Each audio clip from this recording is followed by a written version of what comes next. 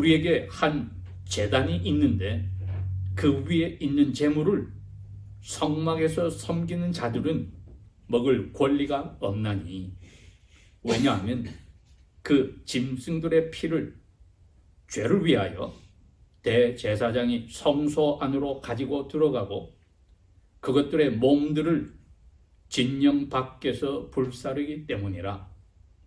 그러므로 예수님께서도 자신의 피로 그 백성을 거룩하게 하시려고 성문 밖에서 고난을 당하셨느니라. 그러므로 우리도 그분의 치욕을 짊어지고 진영 밖에 계신 그분에게로 나아가자.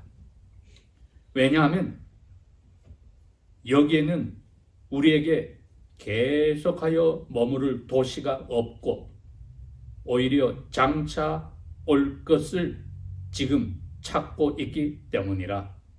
그러므로 우리가 그분으로 말미암아 항상 찬양의 희생 제사를 모든 것에서 하나님께 드려야만 하느니라.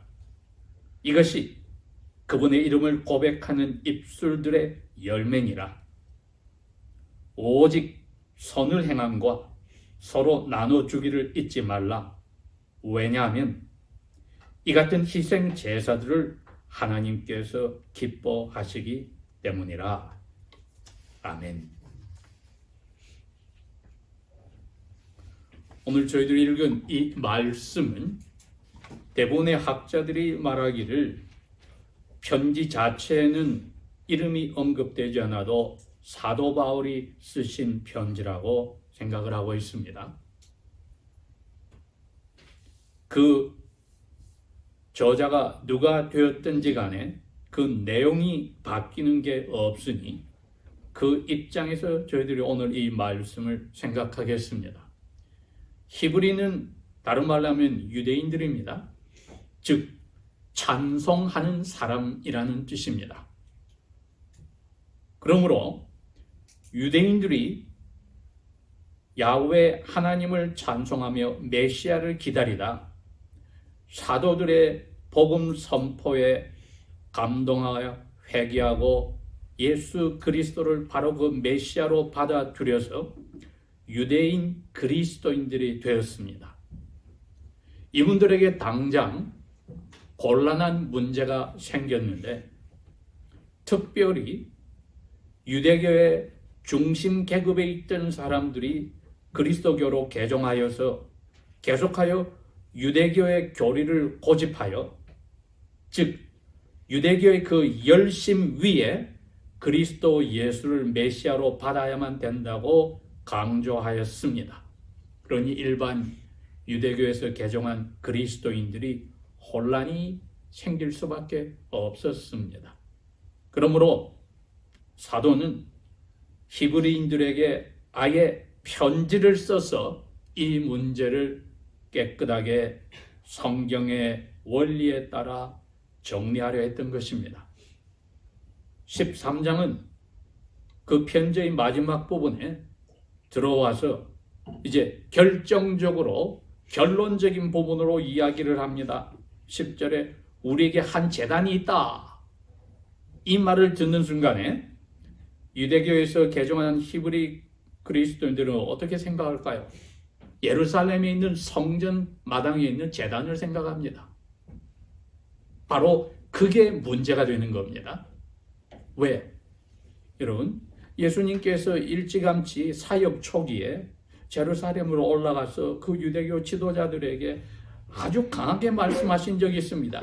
이 건물을 무너뜨려라. 그러면 내가 사흘 만에 다시 짓겠다. 나중에 사람들이 그걸 시비를 걸어서 예수님을 죽이려 하는 도모까지 하였던 말씀입니다. 요한복음 2장에 이미 그 말씀을 하였어요. 그때 요한은 21절에 그 설명을 붙였습니다. 예수님께서 그때 사흘 만에 다시 짓겠다고 한 것은 예수님 자신의 몸을 이야기한 것이다. 즉 죽으셨다 사흘 만에 살아나시는 것을 이야기한 것이다. 그렇게 설명을 했습니다. 그러니까 예수님을 믿는 사람들은 이제 예루살렘에 있는 성전 자체가 예수님을 믿는 거하고 대등한 자리에 있어서는 안 된다는 것입니다. 예루살렘 성전이 왜 중요합니까? 새벽과 오후에 해질녘에 하는 두 번의 성전 제사의 그 제단이 있고 1년에 한 번 대제사장과 그의 가족의 죄와 이스라엘 모든 백성의 죄를 용서받는 지성소에 언약의 궤와 시은소가 있기 때문입니다.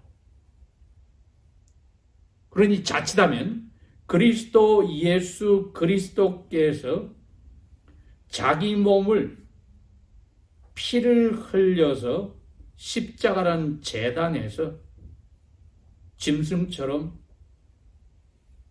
죄인들의 죄를 대신하여 희생했다는 그 사실을 예루살렘에 있는 성전의 제단과 똑같이 섬기는 그러한 자리로 가서는 안 된다는 것입니다. 언뜻 보면 그 열성이 얼마나 좋지 않느냐. 다다익선 많으면 많을수록 좋지 않느냐. 결국 그리스도도 섬기고 그 성전 제사를 통하여 야훼를 섬기는 것이니까. 그렇게 유대교 그리스도인들이 그 지도자들의 이상한 교리에 혹할 수가 있다 이겁니다. 그러기에 사도는 아니야. 너희들이 이걸 정리를 해야 돼. 이방인들은 오히려 그런 문제가 안 생기는데 너희들은 이 문제가 생겨. 왜 이방인들은 구약시대의 예루살렘 성전의 제단을 생각을 하지도 않는데 그들은 자기들의 신의 신전에서 돌아서서 참되신 예수님을 받아들이는데 너희 유대교 그리스도인들이 이 문제에 걸림돌이 되는 거야 하고 이 설명을 하신 것입니다. 그 위에 있는 제물, 그것을 성막에서 섬기는 자들은, 즉 제사장들은 먹을 권리가 없다. 이게 무슨 말입니까? 원래는 속죄 죄의 제물 외에는 나머지 모든 희생 제사들은 그 대부분을 제사장들과 레위인들이 하나님께 받은 선물로 가져가서 먹었습니다. 그러나 속죄죄, 그 sin offering, 죄를 지은 사람이 하나님 앞에 죄 용서를 받기 위해서 가져온 제물, 그리고 1년에 한 번씩, 우리도 오늘날로 2022년이면 약 20일 가까이 전에 지켰던 바로 대속죄일 욤키푸르, 그때의 대제사장이 자신과 가족의 죄를 위해서 황소 한 마리를 죽여서 그 피를 가지고 와서 지성소에 그 언약궤 앞에 뿌릴 때, 그 다음에는 소염소 한 마리를 백성들의 죄를 대신하여 죽여서 피를 가져가서 그 언약궤 앞에 뿌릴 때 그 짐승의 사체는 제사장들이 그 누구도 먹을 수 없다는 그 이야기를 지금 하신 겁니다. 그러니 정확한 그림은 1년에 한 번 하는 모든 대제사장과 가족의 죄와 이스라엘 모든 민족의 죄들을 깨끗하게 한꺼번에 용서해 주시는 그 대속죄일에 드리는 이 속죄죄는 그 불제단에서 기름 덩어리만 태워버리고 나머지는 제사장이 다른 제물과 같이 먹지 못한다. 그 위에 있는 제물을 성막에서 섬기는 그 제사장들은 먹을 권리가 없다. 이렇게 선언을 했습니다. 이건 히브리인들이 다 아는 이야기입니다.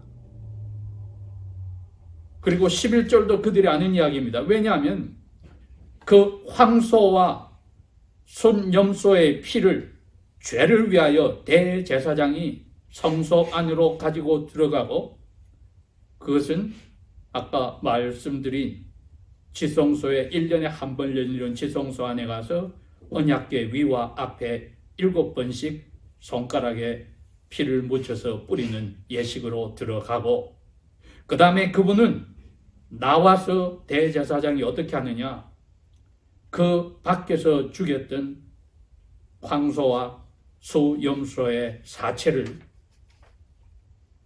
사람을 시켜서 성전 밖으로 나가서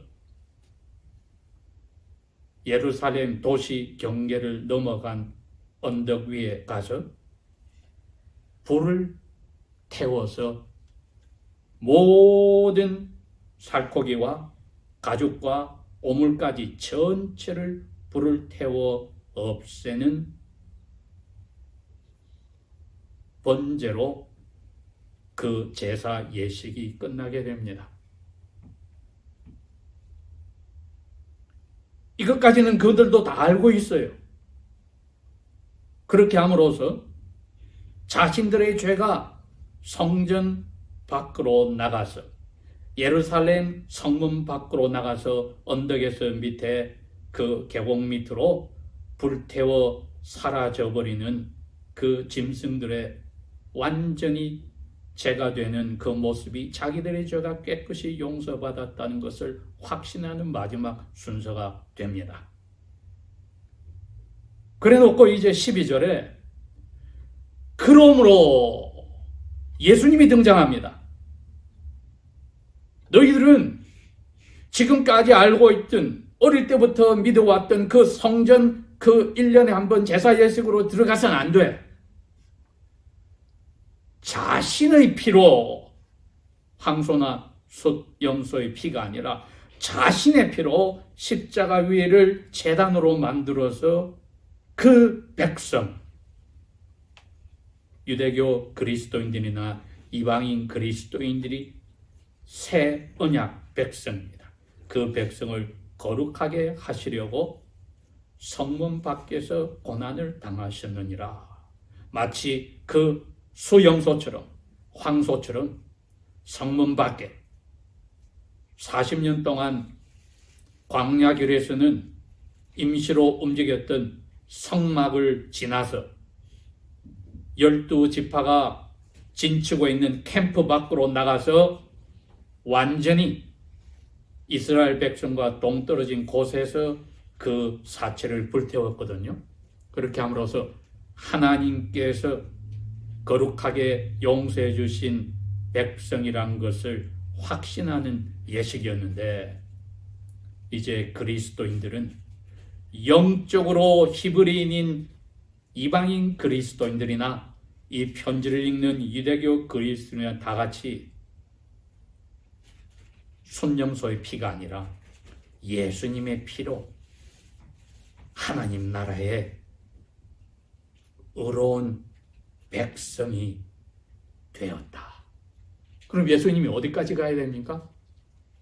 예루살렘 문 밖까지 가서 불태움을 당해야 되는 것이 예루살렘 밖에 있는 갈보리 언덕의 십자가에서 상징적으로 돌아가신 것이었습니다. 그러니 성전 제사에 이제 너희들이 똑같은 초점을 두어서는 안 된다는 것입니다. 히브리서 전체가 그렇습니다. 예수님이 세우신 자신의 피와 자기의 몸으로 세우신 새 언약, 이것이 훨씬 낫기 때문에 성전 중심이었던 그 언약은 이제는 사라졌다고 했습니다. 요한복음 6장에 가면 또 예수님이 이런 말씀을 하시거든요. 유대교의 지도자를 그럽니다. 진실로 진실로 내가 너희들에게 말하노니 너희들이 인자의 살과 그의 피를 먹고 마시지 않으면 너희 가운데 생명이 없느니라. 누구든지 나의 살과 나의 살을 먹고 나의 피를 마시면 영생을 얻느니라. 그 사람을 나는 마지막 날에 다시 부활시키리라. 왜냐하면 55절 내 살은 참된 양식이요 내 피는 참된 음료이기 때문이라. 56절. 누구든지 나의 살을 먹고 나의 피를 마시는 사람은 내 안에 살고 나도 그 안에 사느니라. 이걸 성령께서 이 원리, 히브리서 13장에 오늘 말씀하시는 이 12절의 원리를 그분들에게 미리 밝혀주지 않는다면 이걸 이해할 수가 없습니다. 여러분, 그래서 예수님의 제자가 되겠다고 많이 따라다니는 사람들이 이 무슨 말이야? 자기의 살을 우리가 먹어야 되고 자기의 피를 우리가 마셔야 된다고? 이거 도저히 너무 어려서 못 알아듣겠어. 그래서 많은 사람들이 예수님의 제자 되다가 떠나버렸다고 했습니다. 그러나 이 진리를 히브리서 13장은 오늘 우리에게 이야기를 합니다. 우리가 오늘부터 미국 땅에 사는 동안에는 감사의 계절로 들어갑니다. 오늘 그 시작이 이 말씀을 통해서 저희들이 제목을 이렇게 붙였습니다. 계속하여서 찬양의 희생제사를 하나님께 드리자. 누구에 의해서? 피를 지고 몸 찢은 그리스도 예수에 의해서 하나님께 희생제사를 드리자. 오늘 바울도 이 히브리 그리스도인들에게 그 말씀을 하려고 이 설명을 했던 겁니다. 너희들을 거룩하게 하려고 단번에 한 번에 once for all이라고 히브리서는 그랬으니까요. 성문 밖에서 그 불태우는 수염소 사체처럼 예수님이 십자가에서 살이 찢기고 피를 흘리는 고난을 당하셨느니라. 그래서 더 이상 너희들은 성전 제사를 통해서 1년에 한 번씩 죄 용서받는 게 필요 없다. 영원히 의로워졌다. 여러분, 우리가 날마다 살아갈 때에 어떤 순간들에 양심의 가책이 되는 실수나 죄들을 짓고 또 기도할 때에 마음에 가책이 들어올 때 위로를 받아야 됩니다. 뭐라고 합니까? 12절에 예수님께서 예루살렘 성문 밖에 갈보리 그 언덕에서 구약시대 그 순전무소처럼 우리를 거룩하게 하시려고 단번에 한 번에 자기 몸을 살을 찢고 피를 흘려 돌아가셨다. 그러므로 우리에겐 다시 계속하는 제사가 필요 없다. 고 우리 마음속에 이 말씀으로 위로를 받고 확신을 얻어야 됩니다. 안 그러면은 사탄이 계속 우리에게 너는 용서받지 못할 뻔뻔스러운 사람이야 하고 우리를 쓸데없이 양심을 건드리는 것입니다. 그러므로 이 말씀으로 우리의 마음을 무장해야 합니다. 그렇다면 어떻게 우리가 날마다 이 확신의 교리를 새기고 살아야 하는가? 13절부터는 우리가 교회로 모여서 하나님 앞에 예배하는 시간 외에 개개인들이 또 가족이 부부가 생활할 때 나머지 시간들이 13절입니다. 그러므로 우리도 그분의 치욕을 짊어지고, 왜 그렇습니까? 십자가의 죽으심보다도 로마 시대 예수님 당시에 더 비참한 죽음은 문명 세계에 없었기 때문입니다. 너무나 비참하게 벌거벗겨서 채찍을 맞고 숨이 막혀서 죽어버리는 그 벌은 여성에게는 시행하지도 않았습니다. 그리고 모든 욕설과 매를 맞으시는 치욕까지 감당하시고 갈보리 언덕 위에서 자신을 하나님 앞에 십자가라는 제단에 바쳐 버렸으니 그 순간 어떻게 되었습니까? 아니나 다를까 대제사장의 속죄일에 제사가 필요 없듯이 성소와 지성소 사이에 1년에 한 번 열리는 휘장이 위에서 아래로 완전히 찢어져 버렸다. 누구든지 이제 예수님의 이름으로 상징적인 그분의 피를 가지고 하나님 앞에 우리는 아들, 딸로 들어가서 항상 기도할 수 있는 것입니다. 그런데 이 사도는 우리에게 그럽니다. 여러분, 우리도 그분, 우리 대신 순념소처럼 불타 없어지는 것처럼 십자가라는 제단에서 자기를 희생하신 그분이 그 당하신 치욕을 치욕을 우리도 등에 짊어지고 그분이 죽었듯이 우리도 그분이 계신 곳으로 나아가자.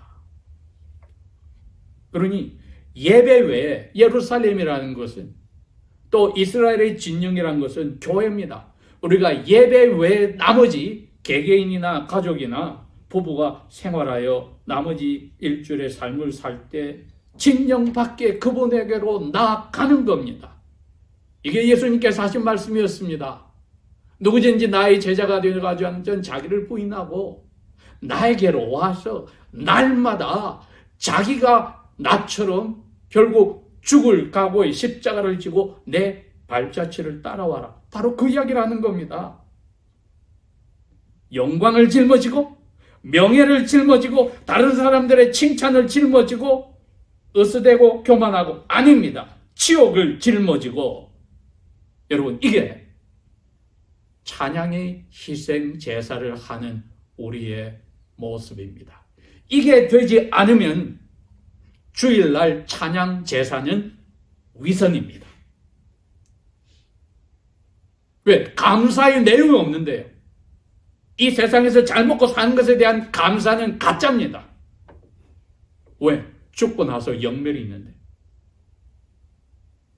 날마다 십자가 지는 이 삶을 가졌더라도 죽는 순간에 영원한 생명을 주님과 함께 누리는 그 영생 때문에 예배 시간에는 나머지 6일 동안은 사람들에게 별 볼 일 없다고 손가락질 받고 어떤 사람은 가난하고 어떤 사람은 너무나 힘들고 어려운 자리에 있더라도 교회로서 영문 안에서는 하나님 앞에 찬양의 희생 제사를 할 수 있는 겁니다. 이게 일주일에 한 번 있는 복된 날이 영원한 하나님의 안식이 있다는 것을 기대하게 하고 소망을 가지고 그날을 이날 하루만이라도 맛봄으로써 14절에 설명이 나오지 않습니까? 왜냐하면 왜 우리가 그렇게 살아야 하냐? 여기 이 땅에는 우리에게 영원히 살 수 있는 도시가 없다. 반대로 장차 올 도시를 우리는 지금 찾고 있지 않느냐? 그러니까 주님 따라가야지 그 도시로 가지. 아버지가 손으로 짓지 않은 그 하늘, 그 도시를 우리가 지금 가는데 여기에서 일주일 동안에 우리의 하늘나라와 상관없이 일어난 일들에 기뻐하고 즐거워하고 만족하다 보면은 치욕을 짊어지는 십자가를 짊어지는 일은 우리 머릿속에 사라지고 하나님 나라의 도시도 머릿속에서 사라질 수 있는 위험이 있는 겁니다.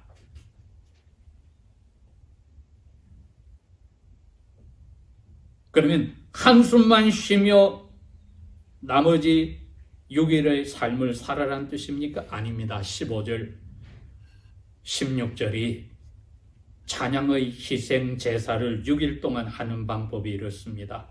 우리가 예수 그리스도로 말미암아 항상 찬양의 희생 제사를 모든 것에서 하나님께 드려야만 하느니라.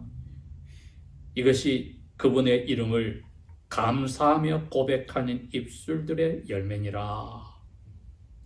이게 개개인의 삶에서, 부부사회에서, 가족에게서 이루어지고 그 연장선으로 주일 전체 예배에서도 이루어집니다. 이건 구약시대에도 제사장들에게만 그리고 레위 자손에게만 주신 특권이었습니다.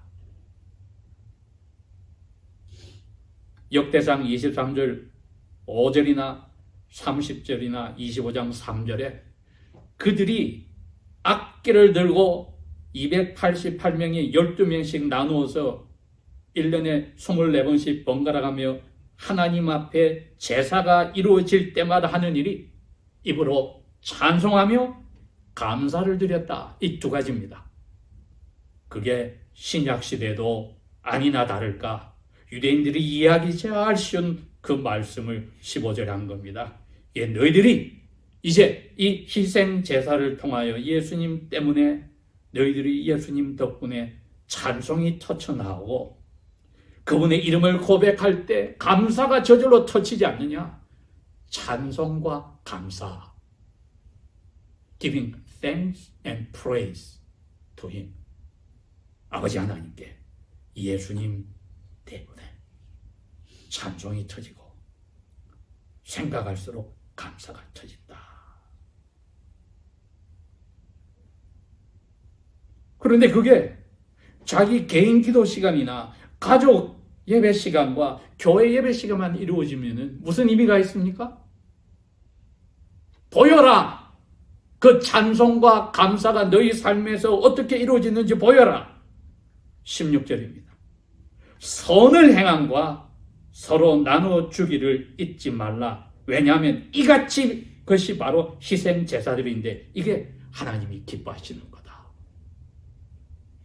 찬양과 입술로 그분의 이름을 고백하는 감사의 희생 제사는 나머지 6일의 삶에서 오로지 상대를 위해서 선을 행하고 물질적으로나 정신적으로 부족한 사람들에게 자기 가진 것을 서로 나눠주는 일을 잊지 않는 일.